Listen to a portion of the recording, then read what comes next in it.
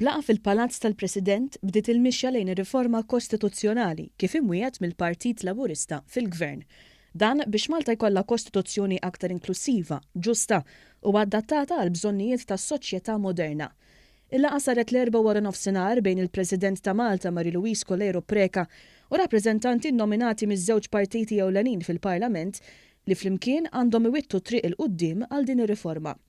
Il-Kumitat hu magħmur mill-Ministru Owen Bonici, is-Segretarju Parlamentari Giulia Farrugia u l-eks Deputat Prim Ministru Lewis Grech f'isem il-Partit Laburista u d-Deputat Nazzjonalista Chris Said, l-eks Viċi Kap Nazzjonalista Tonio Borch u Amy Camilleri Zara għall-Partit Nazzjonalista. L-ewwel darba li semmiet ir-riforma fil-Kostituzzjoni Maltija kien qabel l-elezzjoni ġenerali tal-2013, meta l-Prim Ministru għamilha ċara li dan il-proċess għandu lan li jimmodernizza l-istituzzjonijiet u jsaħħaħ id-demokrazija. F'kummenti ma' One News, is-Segretarju Parlamentari Giulia Farrugia Portelli ddeskriviet il-mixja li se jagħmel Gvern Laburista bħala waħda mill-aktar mixjiet storiċi li qatt jista' jagħmel il-poplu Malti u Awċi.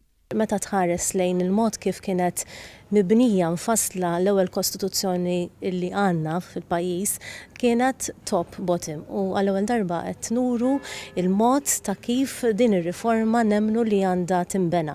Riforma li nemmnu li l-poplu Malti u Awċi se jkollu iċ-ċans l-opportunità li jagħti s-suġġerimenti tiegħu għal dawk il-klawżoli fl-opinjoni tal-pubbliku Malti u Awċi għandhom jinbidlu biex jirriflettu realtajiet soċjali tagħhom. Fl-aħħar żmien, Gvern Laburista diġà wettaq riformi storiċi f'dan il-qasam, fosthom l-introduzzjoni tal-liġi tal-Kummissarju tal-Istandards.